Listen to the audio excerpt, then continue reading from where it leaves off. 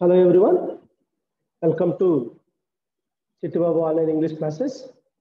So today in this video, I would like to continue AP 10th class English 4th unit, A reading, Rendezvous with Ray. So in the previous video, I discussed to some extent, I would like to continue it. So let us get into the lesson, what exactly is given.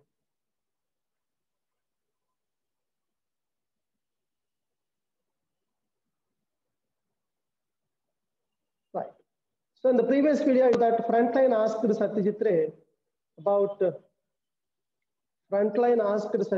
about why he has come to India, and he asked and why he wanted to know more about Bengali culture. Many people asked many things. Well, as some people asked by Frontline, he answered that he came to know about Bengali culture, a little about Reader's Digest or slums, a few articles and few people, but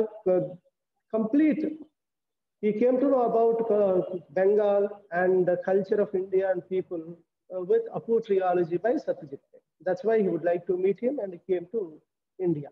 So ఆయన గొప్పవాడు అని చెప్పి ఉద్దేశంతో కలవడానికి వచ్చాను అని చెప్పి చెప్పడం జరిగింది. వచ్చిన తర్వాత వెంటనే కలిశాడా, వచ్చిన తర్వాత ఏం జరిగింది అనేది ఇప్పుడు మనం డిస్కస్ చేయాల్సిన అంశం అన్నమాట. సో మొట్టమొదటిగా But it took him 9 years after reaching Calcutta, now Kolkata, and joining St. Xavier's College to muster up confidence to meet Ray in person. Right. But it took him 9 years. వచ్చేసారు India వచ్చిన తర్వాత 9 సంవత్సరాల time తీసుకున్నాడు ఆయన సత్యజిత్ రే గారిని కలవడానికి. కలకత్తా వచ్చిన తర్వాత ఒక రూల్ ఉండేది అనమాట, ప్రీస్ట్ వస్తే ప్రీస్ట్ దగ్గరే ఉండాలి, బయట అక్కడ ఉండకూడదు. కాబట్టి ఈ join Saint Xavier's college, Saint Xavier college లో జాయిన్ అయ్యాడు ఆయన, ఒక కరస్పాండెంట్ గాను లేదా ప్రిన్సిపల్ గాను జాయిన్ అయిన తర్వాత to muster up confidence to meet Ray in person అంటే వ్యక్తిగతంగా ముఖాముఖి కలుసుకోవడం. సో అలా కలుసుకున్నప్పుడు to muster up confidence, to gather confidence, Ray చాలా గొప్ప వ్యక్తి కాబట్టి ఆయన కలిసినప్పుడు మనం ఏదో ఎల్లో ఫోటో తీసుకొని ఒక ఆటోగ్రాఫ్ తీసుకొని రావడానికి కాదు, ఆయన కలిసినప్పుడు I wanted to talk something good, కాబట్టి దానికి సంబంధించిన కాన్ఫిడెన్స్ ని బిల్డ్ చేసుకోవడానికి ఆయన ఈ టుక్ 9 years, 9 సంవత్సరాలు తీసుకున్నారు. Although I wanted to meet him right away, అసలు రాగానే ఆయన కలవాలని ఉన్నప్పటికీ నాకు I did not want to just go and see him like he was a living museum piece. కానీ ఏదో వెళ్ళి ఒకసారి జస్ట్ అదోసారి వెళ్ళి నేను ఫ్యాన్ అని చెప్పేసి వెళ్ళి ఏదో ఒక ఫోటో దిగేసి ఒక ఆటోగ్రాఫ్ తీసుకుని వెళ్ళేది ఒక మ్యూజియంలో ఉన్న వస్తువులాగా ఆయన చూసి రావాలని నేను అనుకోవట్లేదు. I wanted to prepare my self, ఇంకా నేను I wanted to prepare further more about that. So get to know his works more, ఇంకా ఆయన చేసేటటువంటి సినిమాలు కానీ ఇంకే రాసేవి కానీ ఇంకేమైనా చేస్తున్నారో లేదో తెలుసుకోవాలి. So that when we met there could be a virtual dialogue. కాబట్టి నేను ఎక్కువగా బెంగాల్ కల్చర్ గురించి, ఆయన వర్క్స్ గురించి, ఆయన గురించి తెలుసుకుంటే మేము ఎప్పుడైనా కలుసుకున్నప్పుడు ఫైనల్ గా so we would have a virtual dialogue, some meaningful conversation with us, some useful conversation అనేది మా ఇద్దరి మధ్య ఉండాలి అని రాబర్ట్ చెప్పడం జరిగింది. వెన్ దే ఫైనల్లీ మ్యాట్, చివరికి వాళ్ళు కలుసుకున్నారు. It was the beginning of a close friendship that lasted 22 years until Ray's death in 1992. దాదాపుగా ఆ తర్వాత 22 సంవత్సరాలు వాళ్ళు ఫ్రెండ్స్ గా ఉన్నారు. అంటే 1992లో వాళ్ళిద్దరు ఫ్రెండ్స్ గా ఉన్నారు. అంటే 22 సంవత్సరాలు అంటే దాదాపుగా 1970s అట్లా ఆయన కలిసి ఉంటారు. అంటే 1961లో ఆయన మొట్టమొదటిగా అప్పు ట్రయాలజీ సినిమా చూడడం జరిగింది. 1961లో అప్పు ట్రయాలజీ సినిమా చూసినప్పుడు ఆయన ఇండియా వచ్చేసారు. 1961లో ఇండియా చూసిన తర్వాత 1961 to 1969 ఓకేనా 69 అంటే 1970 వరకు వెయిట్ చేశారు. 1970లో ఆయన కలుసుకున్నారు సత్యజిత్ రే గారిని. 1970 నుంచి దాదాపుగా 1992 వరకు వాళ్ళిద్దరు ఫ్రెండ్స్ గా ఉన్నారంటే అరౌండ్ 22 years అనమాట. అక్కడ నుంచి 1992 వరకు అన్నారంటే 22 years వాళ్ళు ఫ్రెండ్స్ గా ఉన్నారంటే they met in the year 1992 around, దాదాపుగా 1992 ఆ టైంలో వాళ్ళు కలుసుకున్నారు అనమాట. అది ఉన్నటువంటి క్లారిటీ ఇక్కడ. ఆ తర్వాత నెక్స్ట్ పేజ్ చూసినట్టయితే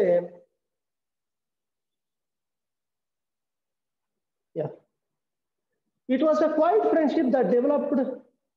Yeah, it was a quiet friendship that developed over the years. It is a very calm friendship, very quiet friendship. ఏదో హడావుడిలు చేసి పార్క్ లో బైక్ వేసుకొని వాళ్ళు తిరిగే ఫ్రెండ్షిప్ కాదన్నమాట. It's quite friendship that developed for years. కొన్ని సంవత్సరాల పాటు అభివృద్ధి చెందింది, వాళ్ళ మధ్య బిల్డ్ అయింది అనమాట. మాన్కడా అనేది రే యొక్క పెట్ నేమ్, నిక్ నేమ్ అంటాం కదా. As ray was affectionately called by his friends. అంటే సత్యజిత్ రేని కొంతమంది మాన్కడా అని పిలిచేవాళ్ళు, ముద్దు పేరు. ఓకేనా? సో వాజ్ ఈ పారాగ్రాఫ్ లో Robert talks about the personality of Ray. అంటే రే వ్యక్తిగతంగా ఎలాంటి వ్యక్తి అనే దాని గురించి ఇక్కడ వాళ్ళు మాట్లాడతారు అనమాట. రే ఎలాంటి వాడంట? was a shy person and always very discreet about displaying his emotions, said Robert. అంటే రే అనే వ్యక్తి కొంచెం సిగ్గు ఎక్కువ, షై పర్సన్, పెద్దగా ఎవరితోనూ మాట్లాడడానికి ఇష్టపడరు. అండ్ ఆల్వేస్ డిస్క్రీట్ అంటే careful about displaying his emotions అన్నారు. అంటే ఏంటి? కోపాలు, తాపాలు ఇట్లాంటి ఎమోషన్స్ చూపించేటప్పుడు ఎవరి మీద పడితే వాళ్ళ మీద అరవటం లాంటివి కాకుండా చాలా జాగ్రత్తగా రియాక్ట్ అయ్యేవారు అనమాట. ఎవరో సత్యజిత్ రే అని చెప్తున్నారు. ఎవరు చెప్పారు? రాబర్ట్ చెప్పారు. దో టు అవుట్ సైడర్స్, కానీ బయట నుండి చూసే వాళ్ళకి రేస్ massive stature, physical and intellectual might have made him come across as cold, aloof and even intimidating.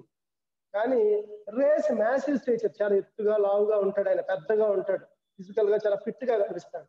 And intellectual might, అలాగే తను చాలా తెలివైన వాడు కూడా. కాబట్టి ఆయన చూడగానే కొంతమంది అనుకుంటారు అనమాట, they feel like they come across as cold, ఎప్పుడు ఒంటరిగా సీరియస్ గా ఉంటారని, అలూఫ్ ఒంటరిగా ఉంటారని, అండ్ ఈవెన్ ఇంటిమిడేటింగ్ భయంకరంగా భయపుట్టేలాగా ఉంటారు అని చెప్పి బయట వాళ్ళు అనుకుంటారు. కానీ వాస్తవానికి he was in reality a very simple and unassuming man with a subtle sense of humor. కానీ వాస్తవానికి ఆయన చాలా సింపుల్ అనమాట, చాలా సాధారణంగా ఉండేటువంటి, అన్అస్యూమింగ్, ఊహించలేము అసలు ఆయన మనసులో ఉంది ఏంటి అనేది. With subtle sense of humour, very little sense of humour. అంటే పెద్దగా జోకులు వేయడం రాదు, ఎప్పుడో ఒకసారి ఒక జోక్ వేసిన కొంతమందికి అర్థం అవుద్ది, అర్థం కాదు. అలా చాలా తక్కువ సెన్స్ ఆఫ్ హ్యూమర్ ఉండి ఎప్పుడు కొంచెం రిజర్వ్డ్ గా ఉండే మైండ్ సెట్ ఉన్నటువంటి వ్యక్తి మన సత్యజిత్ రే అని చెప్తున్నారు అనమాట. So it was an unspoken arrangement between the two friends. ఇక్కడ టూ ఫ్రెండ్స్ అంటే ఎవరు? Robert and ray. So of them to meet on Sunday at 9 a.m. at Ray's residence on Bishop Lafray's Road, Kolkata. కోల్కతాలో ఉన్నటువంటి bishop లాఫ్రే road లో సతీష్ రే గారికి ఒక house ఉంది. ఆ హౌస్ లో ప్రతి ఆదివారం నాడు 9 గంటలకు ఖచ్చితంగా కలుసుకునేవాళ్ళు. అంటే ఇద్దరు నువ్వు 9 గంటలకు రా, నేను 9 గంటలకు రా అని చెప్పుకునేవాళ్ళు కదా. అన్స్పోకన్ అరేంజ్మెంట్. అంటే చెప్పుకొని అవసరం 9 అవగానే రాబర్ట్ గారు ఇంట్లో రెడీగా ఉంటారు, రాబర్ట్ ఇంటికి వచ్చేస్తారు, రే గారు రెడీగా ఉంటారు, వాళ్ళు ఏదో మాట్లాడుకుంటారు అన్నమాట అట్లా. So Ray would invite Robert over for private screening of latest films and welcomed comments on them. So I would invite Robert to our private screenings. అంటే ఏంటి? సినిమా తీసిన తర్వాత వాళ్ళు పర్సనల్ గా తీసుకొని చూసేవాళ్ళు అనమాట. సినిమాలు చూసుకొని అసలు ఎలా ఉంది ఏంటి అని కమెంట్స్ అడిగితే అని చెప్పేవాళ్ళు. కానీ ఇది ఎప్పుడంటే this happened only after the friendship had cemented or strengthened, became strong. But for in the early days of their dialogue, Ray's shyness prevented him from talking about his movies. అంటే పరిచయం కొత్తలో సత్యజిత్ రే గారు రాబర్ట్ గారితో పెద్దగా ఏం సినిమాల గురించి వాటి గురించి ఏం మాట్లాడలేదు. ఎందుకని he was a reserved man, shyness ఎక్కువ ఉండేవారు, పెద్దగా ఏం మాట్లాడాలి. కానీ after they became very close friends, they became strong friends, great friends అయిన తర్వాత he used to show all the films that he made and I welcomed comments. అడిగేవాడు అనమాట, ఏది ఎలా ఉంది ఏంటి, ఇంకేమైనా మార్చాలంటావా అని సలహాలు అడిగేవారు అని చెప్పి చెప్తున్నాడు అనమాట. తర్వాత ఇంకేం చెప్తున్నాడంటే he was even shy of receiving compliments. Evening లో ఆయనకు వచ్చి ఎవరైనా మెచ్చుకున్నా సరే ఆయన రిసీవ్ చేసుకునేవాడు కాదు. సెట్ రాబర్ట్ అన్నారు. ఎందుకని? ఆయన కొంచెం రిజర్వ్డ్ గా ఉండేవాడు, సిగ్గుపడేవాడు, కాబట్టి కాంప్లిమెంట్ ఇచ్చినా కొద్దిగా రియాక్ట్ అయ్యేవాడు. To Robert the greatest mark of appreciation from him was he often addressed the French speaking priest in Bengali.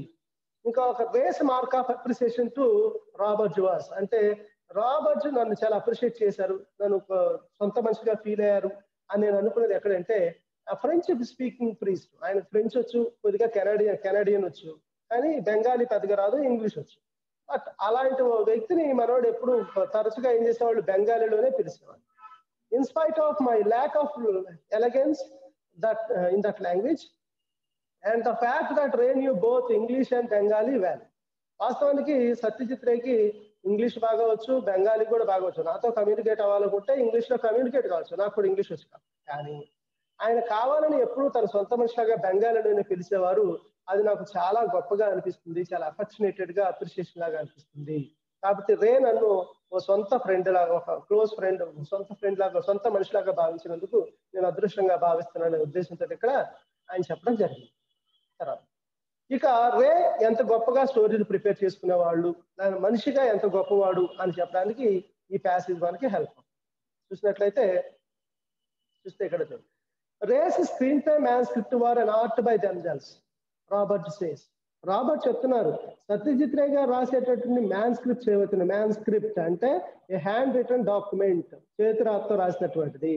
Screen play manuscript అంటే స్టోరీ రాసినటువంటి ఒక బుక్ అనమాట. ఓకేనా, చాలా ఆర్టిస్టిక్ గా ఉంటుంది. Or artistic by themselves, so beautiful, చాలా అందంగా ఉంటుంది. ఎలా రాసేవారంటే ఆయన హ్యాండ్ రిటన్ ఇన్ బెంగాలీ, బెంగాలీలో రాసేవారు, తెలుగులో బెంగాలీలో స్టోరీ మొత్తం రాసుకునేవారు ఆయన. With notes in English for his set designers. అక్కడక్కడ ఇంగ్లీష్ డిఫరెంట్ లాంగ్వేజెస్ నుంచి వచ్చిన వాళ్ళు ఉంటారు కాబట్టి సెట్ డిజైనర్స్కి అర్థం కావడం కోసం అక్కడక్కడ ఇంగ్లీష్లో నోటేషన్స్ అవి రాసే నోట్స్ రాసేవాళ్ళు అనమాట, ఇలా చేయాలి ఇలా చేయాలని. And with sketches here and there, అక్కడక్కడ లొకేషన్స్ కూడా స్కెచ్లు అవి గీసుకునేవాడు, బొమ్మలు గీసుకునేవాడు ఆయన. And occasional staff notation of fragments of music, ఇక్కడ ఎలాంటి మ్యూజిక్ కావాలనుకుంటున్నారు దాని మీద ఒక ఐడియాతో ఆయన అక్కడ మెన్షన్ చేసుకునేవాడు, స్ట్రింగ్ మ్యూజిక్ అవన్నీ రాసుకునేవాడు అనమాట. And one Sunday morning Robert found ray in a disturbed mood. అనుకోకుండా ఒకరోజు ఎవ్రీడే కలుసుకుంటారు, ఎవరి సండే కలుసుకుంటారు కదా, అలా ఒక సండే రాబర్ట్ వచ్చేసాడు. వచ్చేసరికి సత్యజిత్ రే గారు కొంచెం డిస్టర్బ్డ్ మూడ్ లో ఉన్నారు, ఏదో జరిగింది అన్నట్టుగా కొంచెం ట్రబుల్డ్ గా ఉన్నారు. A few well-known personalities of the city had visited him earlier to go through some of his manuscripts. So ఆయన రాసిన స్టోరీస్ ని కొంతమంది వినడానికి, పెద్ద డైరెక్టర్ కాబట్టి, గొప్ప డైరెక్టర్ కాబట్టి కొంతమంది నిర్మాతలు, హీరోలు వాళ్ళు ఈ సినిమాల కోసం డిస్కషన్స్ కోసం వస్తూ ఉంటారు. కాబట్టి అలా చాలా మంది వచ్చారు, ఆ రోజు కూడా వచ్చారు, కొన్ని స్టోరీస్ అవి చూశారు. After they left Ray found the Charulata screen play was missing. ఆ తర్వాత ఆ వ్యక్తులు వెళ్ళిపోయిన తర్వాత సత్యజిత్ రే గారు రాసుకున్నటువంటి చారులత అనే ఒక సినిమా స్క్రిప్ట్ పోయింది, ఎవరో బుక్ దాన్ని ఎత్తుకెళ్ళిపోయారు అన్నమాట, దొంగతనం చేశారు. So ray was almost sure who the culprit was. Already తెలిసిపోయింది, మనోడికి అర్థమైంది ఎవరు తీసుకెళ్ళిపోయారు అనే విషయం కూడా అర్థమైపోయింది. సో అప్పుడు రాబర్ట్ అడిగారు అనమాట. ఐ ఆస్క్డ్ హిమ్, ఇక్కడ ఐ అంటే Robert, I asked him whether he was planning to take an action, ఎక్కడ ఏదైనా యాక్షన్ తీసుకుంటున్నారా అని చెప్పి అడిగారు అనమాట. అదేమన్నా మరి ఏమన్నా ఆయన కోర్టు కేసు ఏమైనా పెడతావా లేదా ఏమైనా యాక్షన్ తీసుకుంటావా అని అడిగితే, అండ్ హీ సెడ్ నో, నేను ఎలాంటి యాక్షన్ తీసుకుంటాను. అండ్ ఎక్స్ప్లెయిన్, నాతో చెప్పారన్నమాట, వివరించారు ఏమని, టు మీ, నాతో చెప్పారు ఏమనంటే that and explained me that he did not want to hurt the reputation of the person. Reputation, good name అంటే ఫేమస్ అని అన్నమాట. ఆయనకు ఉన్నటువంటి మంచి పేరుని నేను పాడు చేయదలుచుకోలేదు, పోతే పోయింది నా బుక్కే కదా అని ఉద్దేశం అనమాట. I was absolutely stand by his human concerns and Robert. ఆయనకున్నటువంటి మానవతా దృక్పథానికి నేను చాలా ఆశ్చర్యపోయాను. ఎంతో కష్టపడి ఒక స్టోరీ రాసుకుంటే దాన్ని ఎవరో దొంగతనం చేస్తే ఆ వ్యక్తి సమాజంలో మంచి పేరు ఉందని చెప్పి ఆ వ్యక్తి పేరు పాడు చేయకూడదని చెప్పి ఆయన కనీసం ఎలాంటి చర్యలు తీసుకోలేదు. అంత గొప్ప మానవతావాది రాబర్ట్ రే అని చెప్పి రాబర్ట్ చెప్పడం జరిగింది. ఇంకా ఆయన ఇంకో రకంగా కూడా చెప్తున్నారు ఆయన, ఏంటంటే లైక్ రవీంద్రనాథ్ ఠాగూర్, రే స్టోర్డ్ హిస్ టైమ్ లైక్ కలోసస్. కలోసస్ అంటే an extremely important person or large person అని అర్థం. ఇక్కడ చూడండి, రవీంద్రనాథ్ ఠాగూర్ గారు ఆయన సమయంలో ఎంత గొప్ప వ్యక్తి, ఎంత ప్రధానమైన వ్యక్తిగా సమాజంలో ఉన్నారు. రే టైంలో, సత్యజిత్ రే గారి టైంలో ఆయన కూడా అంత ప్రధానమైన వ్యక్తిగా ఉన్నారు. రాబర్ట్ రైట్స్ ఆ పుస్తకంలో రాసుకుంటున్నారు అనమాట. ఆయన రాశారు, ఇది సత్యజిత్ రే 1972-2005 అనేవారు. So it is as if all Bengal was in మాన్కడ. నాకు అనిపిస్తుంటుంది సత్యజిత్ రే గారిని కనుక ఒక్కడిని అబ్జర్వ్ చేస్తే మొత్తం బెంగాల్లో ఉన్న ప్రతి ఒక్కరిని అబ్జర్వ్ చేసినట్టే అనిపిస్తుంది. The rich and the poor అంటే బాగా డబ్బులు ఉన్నవాళ్ళు, పేదవాళ్ళు, the power and the humble, అధికారంలో ఉన్నవాళ్ళు, అధికారంలో లేనివాళ్ళు, the peasants and the city persons, రైతులు అలాగే పట్టణాల్లో ఉండేవాళ్ళు, చిల్డ్రన్ పిల్లలు, టీనేజర్స్ యుక్త వయసులో ఉన్న టీనేజ్లో ఉన్నవాళ్ళు, అండ్ అడల్ట్స్ పెద్దలు, and old people and men and women ఆడవాళ్ళు పిల్లలు, వీళ్ళేంటి వాళ్ళేంటి ఎవరు ఎలా ఉంటారు, ఎలా ఉండాలి, వాళ్ళ లైఫ్ స్టైల్ ఎలా ఉంటుంది అనే విషయం ప్రతి ఒక్కటే కూడాను సత్యజిత్ రేకి బాగా తెలుసు. అంటే టోటల్ బెంగాలీ మొత్తాన్ని తన మనసులోనూ మైండ్లోనూ దాచుకున్నాడేమో అనిపిస్తుంది ఆయన చూసినప్పుడు అని చెప్తున్నారు. దాంతోపాటుగా ఫిలాసఫికల్ టు సిద్ధాంతపరంగా కూడాను to Robert feels way took off where Tagore signed out. అంటే సో సిద్ధాంతపరంగాను ఫిలాసఫికల్ గా కూడాను ఎక్కడైతే రవీంద్రనాథ్ ఠాగూర్ గారు చనిపోయిన తర్వాత ఆయనకునేటువంటి సామాజిక దృక్పథం విధానాలు అనేవి ఆగిపోయాయో దానికి ఎక్స్టెన్షనే, అంటే దానికి ఉన్నటువంటి కంటిన్యూషనే రాబర్ట్ రే గారు అని రాబర్ట్ అంటున్నారంటే, ఒక రకంగా చెప్పాలంటే రవీంద్రనాథ్ ఠాగూర్ గారి సామాజిక స్పృహ, రవీంద్రనాథ్ ఠాగూర్ గారి సామాజిక దృక్పథాలు ఏవైతే ఉన్నాయో రవీంద్రనాథ్ ఠాగూర్ గారి దగ్గర ఆగిపోయిన తర్వాత మళ్ళీ అలాంటి సామాజిక స్పృహ కలిగినటువంటి వ్యక్తి మనకి సత్యజిత్ రే అని మనం చెప్పొచ్చు అని చెప్పి రాబర్ట్ అభిప్రాయపడటం జరిగింది. అది ఎలా చెప్తున్నారు సార్ అంటే, if one compares the latest major prose piece by Tagore, తను లాస్ట్ లో రాసినటువంటి ఒక మేజర్ ప్రోజ్ ఒక పుస్తకాన్ని రాశారనమాట ఠాగూర్ గారు. ఎప్పుడు అది, ఆ పుస్తకం పేరు ఏంటంటే సభ్యత ఆర్ సంకట్, దాని ఇంగ్లీష్ లో రాస్తే క్రైసిస్ ఆఫ్ సివిలైజేషన్ అంట. దీన్ని which he wrote in the beginning of the second world war. ఆయన during second world war beginning లో రవీంద్రనాథ్ ఠాగూర్ గారు ఒక పుస్తకాన్ని రాశారు. దాన్ని కంపేర్ చేసినట్లయితే దేంతో, ఈయన తీసినటువంటి కొన్ని సినిమాలతో కంపేర్ చేస్తే విచ్ ఆ పుస్తకంలో Rabindranath Tagore which contains immortal dictum అంట. డిక్టమ్ అంటే an idea that is followed and believe to be true by people, many people అన్నమాట, చాలా మంది. సో రవీంద్రనాథ్ ఠాగూర్ గారు సభ్యతార్ సంకట్ అనే పుస్తకాన్ని, క్రైసిస్ ఆఫ్ సివిలైజేషన్ అనే పుస్తకాన్ని రెండో ప్రపంచ యుద్ధం బిగినింగ్ లో రాశారు. అందులో ఒక గొప్ప విషయాన్ని రాశారు ఆయన, అది ప్రజలు ఎప్పటికీ కూడాను గుర్తు పెట్టుకునేటటువంటి ఒక గొప్ప విషయాన్ని రాశారు. అదేంటంటే dictum, a statement that is believed to be true and followed by many people. అందులో గొప్ప విషయం that in spite of what was happening it would be a sin to lose faith in man. ఆయన రాస్తారన్నమాట, సరే ప్రపంచంలో ఏం జరుగుతున్నాయి, యుద్ధాలు జరుగుతున్నాయి, రకరకాల అంశాలు జరుగుతూ ఉన్నాయి, కానీ సమాజంలో మొట్టమొదటిగా గుర్తుపెట్టుకోవాల్సిన విషయం ఏంటంటే ఓ వ్యక్తి మరో వ్యక్తి మీద నమ్మకం కోల్పోవడం అనేది ఒక పెద్ద పాపం. అంటే మనందరం మనుషులు అందరూ సాధారణంగా అందరూ ఒకరితో ఒకరు నమ్మకంతో బ్రతకాలి, కానీ ఆ నమ్మకమే లేదంటే ఇది పాపం అని ఒక ఉద్దేశాన్ని ఆయన రవీంద్రనాథ్ ఠాగూర్ గారు సభ్యతార్ సంకట్ అనే పుస్తకంలో రాశారు.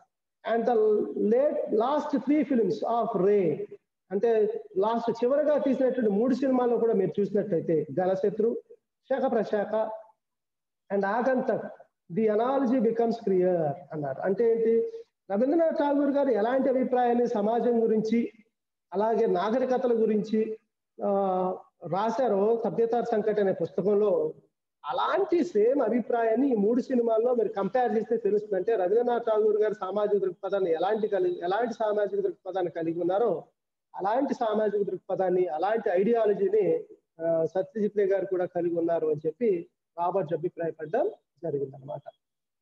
అది ఇప్పుడు ఉన్నటువంటి మరో విషయం. ఇకపోతే ఇంకొక ప్యాసేజ్ చూసినట్లయితే ఇన్ దిస్ 3 ఫిల్మ్స్, అంటే ఇక్కడ చెప్పినటువంటి 3 సినిమాలు గణశత్రు, శకప్రశాఖ అండ్ ఆగంతక్ అనే 3 సినిమాల్లో గమనించినట్లయితే ఇక్కడ in this 3 films ray was at his most personal and when some critics saw the film as didactic and verbose, he felt deeply hurt. అయితే ఈ 3 సినిమాల్లో రే తనకున్నటువంటి opinions about civilization and society and life, వీటి గురించి ఎంతో ఆలోచించి ఆయన ఒక ఐడియాని ఎక్స్ప్రెస్ చేశారు. కానీ చాలా మంది క్రిటిక్స్, విమర్శకులు ఆ సినిమాని కేవలం బాగోలేదు అని చెప్పడం కోసం చూశారు, అందులో ఏముందో కూడా పట్టించుకోలేదు. They said it is a didactic, అంటే they degraded the film and they said it is verbose, అంటే ఏంటి, used more words than required, అంటే చాలా ఎక్కువ చెప్పాడు, అంత సీన్ లేదు అన్నట్టుగా పాప ఆయన్ని విమర్శించారు. అప్పుడు for in these last films Satyajit Ray was directly talking to us, conveying his personal message on society and civilization. కానీ 3 సినిమాల్లో సత్యజిత్ రే సమాజం గురించి అండ్ సివిలైజేషన్ నాగరికత గురించి తన యొక్క పర్సనల్ ఒపీనియన్, అంటే ఆయన ఏదో ఎన్నో రకాల విషయాలు అబ్జర్వ్ చేసి ఒక విషయాన్ని ఇలా ఉంటుంది అనే ఉద్దేశంతో ఆయన చెప్పారన్నమాట. బట్ అలా చెప్పిన దాన్ని కూడా రిసీవ్ చేసుకోకుండా చాలా మంది ఆయన్ని బాగా విమర్శించడం జరిగింది. And if the impulse that motivated his earlier films was aesthetics, అంటే అంతకుముందు ఆయన ఎన్నో సినిమాలు తీసుండొచ్చు, ఆ ఇంపల్స్ అంతా కూడాను motivated him, they are aesthetics, they are so beautiful, అంతకుముందు చాలా అద్భుతమైన సినిమాలు తీశారు. But in the last 3 films was self expression, అంటే సమాజంలో ఆయన చూసిన సందర్భాలని పరిస్థితుల్ని దృష్ట్యా అంతకుముందు సినిమాలు తీసుండొచ్చు, అవి ఇన్స్పైర్ అయ్యి సమాజంలో జరిగే కొన్ని విషయాలు చూసి మోటివేట్ అయ్యి ఆ సినిమాలు తీశారు, అద్భుతమైన సినిమాలు తీశారు. బట్ ఇదేంటి, ఇట్ ఈస్ సెల్ఫ్ ఎక్స్ప్రెషన్, తనకున్న అనుభవాన్ని తనకున్నటువంటి విధానాన్ని తను సినిమాల ద్వారా చెప్పడం జరిగింది. And we are denying him his right to speak, కానీ దాన్ని కూడా విమర్శిస్తున్నారంటే తనకున్నటువంటి వాక్ స్వాతంత్రాన్ని మనం అలక్ష్యం చేస్తున్నట్టే. ఓకేనా? సో ఈ ఎక్స్ప్రెషన్ అనేది denying him his right to speak, అంటే ఇలా చేయడం అనేది మనం మాట్లాడాలి, అంటే తనకున్నటువంటి వాక్ స్వాతంత్ర్యాన్ని మనం అశ్రద్ధ చేసినట్టే, అలక్ష్యం చేసినట్టే అనే అభిప్రాయాన్ని రాబర్ట్ ఎక్స్ప్రెస్ చేయడం జరిగింది. As the saying goes, no one is a prophet in one's own country. Robert father కాబట్టి బైబిల్ నుంచి ఒక కొటేషన్ చెప్పారు. అంటే ఆ ఉద్దేశం ఏంటంటే, బైబిల్లో చిన్న కొటేషన్ ఉంటుంది, అదేంటంటే ప్రవక్త ఎప్పుడు తన సొంత ఊరిలో గౌరవించలేడు అని. ఒక ప్రవక్తను ఎవరు సొంత ఊరిలో గౌరవించరు, అంటే మనిషి ఎంత పెద్దవాడైనా ఎంత గొప్పవాడైనా సొంత ఊరిలో కొంచెం గౌరవం తక్కువగానే ఉంటుంది. ఎందుకని, లవ్ ఎఫెక్షన్ పెరిగినటువంటి ప్రాంతాన్ని బట్టి ఆ వ్యక్తి ఎంత గొప్పవాడైనా సరే చాలా సాధారణంగానే పరిగణించబడతాడు. అలాగే ఇండియాలో కూడా రాబర్ట్ ఎంత గొప్పవాడైనప్పటికీ కూడాను ఆయన గొప్పవాడుగా గుర్తించలేదు, మాకు అది అర్థమైంది అనే అభిప్రాయాన్ని రాబర్ట్ చెప్పడం జరిగింది. And agnostic throughout his life, తన జీవితం మొత్తం ఆగ్నాస్టిక్, అంటే ఇక్కడ గుర్తుపెట్టుకోవాల్సింది ఏంటంటే, దేవుణ్ణి నమ్మేవాడిని థీస్ట్ అంటాం, ఆస్తికుడు అంటారు, నమ్మని వాడిని ఎథీస్ట్ అంటాం, నాస్తికుడు అంటాం. బట్ ఆగ్నాస్టిక్ అంటే దేవుడు ఉన్నాడా లేడా అనే కన్ఫ్యూజన్ లో ఉండేవాడు, అటు కాదు ఇటు కాదు, మధ్యలో ఉంటాడు అన్నమాట. త్రూ అవుట్ హిజ్ లైఫ్ తన జీవితం మొత్తం ఆగ్నాస్టిక్ గానే ఉన్నాడు. ఓకేనా? It is possible, Robert feels that in the face of his death Ray was searching for an answer. This was suggested by some of the music that he used in శకప్రశాఖ. So అప్పుడు Robert దేవుడు ఉన్నాడు అనేవాడు కాదు, లేడు అనేవాడు కాదు, ఉన్నాడా లేడా అని కన్ఫ్యూజన్ ఉండేవాడు. అంటే సమాజంలో మంచి జరిగితే ఉందని అనుకునేవాడు, ఏదైనా చెడు జరిగిందంటే అయ్యో అనుకునేవాడు, దేవుడు అక్కడ ఉన్నాడు అనుకునేవాడు, అలా కన్ఫ్యూజన్ లో ఉండేవాడు. అలా ఎప్పుడు used to search for the answer whether there God exists or not. ఇలాంటి ఒక పరిస్థితి, ఆ కన్ఫ్యూజన్ రాబర్ట్కు ఉందనే విషయాన్ని మనం చూస్తే శకప్రశాఖ అనే సినిమాలో తన ఒక పాటలో కూడా రాసుకున్నారు, ఒక మ్యూజిక్ స్ట్రింగ్ లో కూడా వాడతారు అనమాట, ఆయన మ్యూజిక్ లో కూడా వాడుకున్నారు ఆ పాట రూపంలో, ఏది దేవుడు ఉన్నాడా లేడా అనే విషయాలు. అది మనకి ఈజీగా అర్థమవుతుంది, ఓ సత్యజిత్ రేకి దేవుడు ఉన్నాడా లేడా అనే కన్ఫ్యూషన్స్ అనేవి ఉన్నాయి అనే విషయం ఆయన చచ్చిపోయేంత వరకు కూడాను అలాంటి ఆలోచనలోనే ఉండవనే జరిగింది అనమాట. ఓకేనా? సో అది తర్వాత నెక్స్ట్ చూసినట్లయితే మనం the last time the two friends met, ray was in hospital on his death bed. ఇక చివరిసారిగా ఇద్దరు ఫ్రెండ్స్ కలుసుకున్నది ఎప్పుడంటే, రే సత్యజిత్ రే గారు హాస్పిటల్లో ఉన్నారు, on his death bed, almost చనిపోయే పరిస్థితిలో ఉన్నారు, ఆ టైంలో కలుసుకున్నారు. And it was a Sunday and Robert, true to habit, arrived on the dot at 9 AM. Correct గా టైం ప్రకారం ఉదయం 9 గంటలకు వచ్చేసారు. రాబర్ట్ ఎప్పుడైతే సండే ఎలా కలుసుకుంటారో రాబర్ట్ రే అలాగే హాస్పిటల్ కూడా ఉదయం 9 గంటలకు వచ్చారు. He had grown so weak and frail, looked frail as a child. చాలా మ్యాసివ్ స్టేచర్, పెద్దగా లావుగా ఎత్తుగా ఉండేవాడు అనుకున్న ఆయన చాలా వీక్ అయిపోయారు, సో వీక్, చాలా వీక్ అయిపోయారు. And frail as a child, చిన్న పిల్లవాడు లాగా అయిపోయారు అనమాట. I did not stay long, నేను ఎక్కువసేపు లేను హాస్పిటల్లో. And as I was leaving, నేను వచ్చేసే ముందు ఓ మాట చెప్పారు ఆయన, మాన్కడా సెడ్, ఒక మాట అన్నారు సత్యజిత్ గారు, ఏమన్నారంటే, భాలో love, it was very nice, చాలా బాగుంది అని చెప్పి ఓ మాట చెప్పారంట. Those were his last words to me said Robert. అవే నాతో మాట్లాడినటువంటి చివరి మాటలు. ఆ తర్వాత ఆయన చనిపోయారు అని చెప్పి చెప్పడం జరుగుతుంది అనమాట. తర్వాత మరి వీళ్ళిద్దరు ఫ్రెండ్స్ అయ్యారు, బాగానే ఉంది. ఎక్కడో చర్చ్ ఫాదర్, ఎక్కడో మూల చర్చ్ ఫాదర్ ఆయన ఫ్రెండ్ అయ్యాడు వచ్చి. తర్వాత వాళ్ళిద్దరు ఏదో సినిమాల గురించి మాట్లాడుకున్నారు, లైఫ్ ని హ్యాపీగా లీడ్ చేశారు, అంతా బాగానే ఉంది. మరి వీళ్ళిద్దరూ ఫ్రెండ్స్ అవడం వల్ల సమాజానికి ఏం జరిగిందని చూసినట్లయితే మనం గమనించినట్లయితే one important fallout of this friendship was the establishment of Chitrabani communication and film institute, the first of its kind in West Bengal, which Rabaji founded in 1970 and to which Ray, as a token of friendship, lent his name as co-founder. So an important fallout, result of their friendship, వాళ్ళిద్దరు friends అవడం వల్ల వాళ్ళు చిత్రబాణి అనేటువంటి ఒక communication film institute ని establish చేశారు, ప్రారంభించారు. Communication film institute, the first of it's kind in west Bengal. అలాంటి ఫిల్మ్ ఇన్స్టిట్యూట్ ఇప్పటివరకు లేదనమాట. అలాంటి ఇన్స్టిట్యూషన్ స్టార్ట్ చేశారు. So which Robert founded, Robert start చేశారు దాన్ని. ఎప్పుడు 1970లో స్టార్ట్ చేశారు. To which ray as a token of friendship, వాళ్ళిద్దరు ఫ్రెండ్స్ కాబట్టి ఆ ఇద్దరు ఫ్రెండ్షిప్ లో ఒక ఆయనకి మొత్తం డబ్బులన్నీ రాబర్ట్ గారు పెట్టుకున్నప్పటికీ ఆయనతో పాటు కో ఫౌండర్ అనే ఒక టైటిల్ కూడా ఆయనకి ఇచ్చారు. Ray was in the first governing body and after few terms really agree to be institute's advisor. తర్వాత రే మొట్టమొదటి గవర్నింగ్ బాడీలో అంటే ఫౌండర్ గా ఉన్నారు కాబట్టి ఫస్ట్ అడ్మినిస్ట్రేటర్స్ లిస్ట్ లో ఆయన కూడా ఉండేవాళ్ళు. కొన్ని టర్మ్స్ అండ్ కండిషన్స్ వీళ్ళకి కుదిరిన తర్వాత అదే ఇన్స్టిట్యూట్ కి అడ్వైజర్ గా కూడా, సలహాదారుడిగా కూడా కొంతకాలం పనిచేశారు. తర్వాత Robert arranged most of the initial funding from Canadian agencies. కెనడాలో ఉన్నటువంటి కొన్ని ఏజెన్సీ నుంచి ఈ చిత్రబాణిని ఎస్టాబ్లిష్ చేయడం కావాల్సిన డబ్బులన్నీ కూడా ఆయన అరేంజ్ చేశారు. I had no reservations for applying for them. ఇక్కడ దెమ్ అంటే ఫండ్స్ అని అర్థం అనమాట. అంటే నాకు ఎలాంటి అధికారాలు కానీ ఫీజిబిలిటీస్ కానీ లేవు ఏది ఈ డబ్బులు ఇలా తెచ్చుకోవడానికి అట్లా. For I feel richer countries in west are indebted to countries like India he said. కాబట్టి మనకి పాశ్చాత్య దేశాలు, అభివృద్ధి చెందిన దేశాలు ఏవైతే ఉన్నాయో అవన్నీ ఖచ్చితంగా భారతదేశం లాంటి దేశాలకు రుణపడి ఉన్నాయి. కాబట్టి వాళ్ళు ఖచ్చితంగా భారతదేశం లాంటి దేశాలకి సహాయం చేయాల్సిందే అనే అభిప్రాయాన్ని మన సత్యజిత్ రే గారు, రాబర్ట్ గారు అభిప్రాయపరచడం జరిగింది అనమాట. అంటే నాకు ఎలాంటి అధికారాలు లేవు, ఏదో అక్కడి నుంచి వాళ్ళ దగ్గర నుంచి సాయంగా తీసుకునే డబ్బులు నేను చేశాను, అదే ఇంకా నాకు అధికారం ఉంటే తీసుకొచ్చి ఇక్కడ చాలా మందికి సహాయం చేయగలిగేవాడిని అనే అభిప్రాయాన్ని రాబర్ట్ ఎక్స్ప్రెస్ చేయడం జరిగింది. So for 26 years Rabaji was the director of Chitrabani, and under him the institute not only produced important documentary features but also became breeding ground for local talent of filmmaking. గుర్తుపెట్టుకో, 26 సంవత్సరాలు చిత్రబాణి అనే film institute కి director గా ఉన్నారు ఎవరు, Robert గారు. So ఆయన టైంలో they produced important documentary features. Documentary అంటే film award only facts, factual film అన్నట్టు, నిజాలు మాత్రమే చూపించేటట్టు ఒక సినిమా, ఒక కథనం లాగా ఉంటుంది అనమాట. అలాంటివి ఎన్నో చేశారనమాట.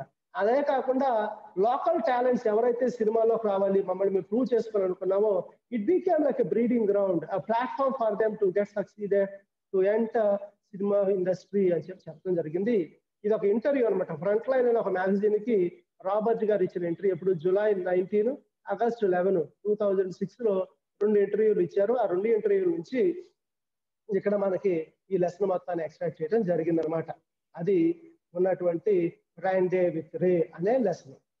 అంటే ఓ చర్చి ఫాదరు సత్యజిత్ రే గారు నచ్చి, ఓకేనా, వీటన్నిటి గురించి మాట్లాడడం, ఆ తర్వాత ఆయన చనిపోయేంత వరకు కూడా ఫ్రెండ్స్ గా ఉండడం, ఇలా ఓవరాల్ గా చిత్రబాణిని ఫిల్మ్ ఇన్స్టిట్యూట్ చేసి ఎంతో మంది ఔత్సాహికులకి వాళ్ళు చేయూతనివ్వడం, సమాజాన్ని అవేర్నెస్ చేయడం కోసం ఎన్నో డాక్యుమెంటరీ ఫీచర్స్ లాంటివి తీయడం, ఇలా ఎన్నో గొప్ప పనులు వాళ్ళు చేయడం జరిగింది. అది వాళ్ళిద్దరు ఫ్రెండ్స్ అవడం వల్ల జరిగినటువంటి గొప్ప పనిగా మనం చెప్పుకోవచ్చు అనమాట. అది ఈ లెసన్ సంబంధించిన విషయం. సో నా ఎక్స్ప్లెనేషన్ మీకు నచ్చినట్టయితే సో పింగుల్ చిట్టుబాబు అనే ఈ ఛానల్ సబ్స్క్రైబ్ కండి అండ్ బెల్ ఐకాన్ కొట్టండి, మీకు లేటెస్ట్ నోటిఫికేషన్స్ రెగ్యులర్ గా వస్తాయి. Thank you very much.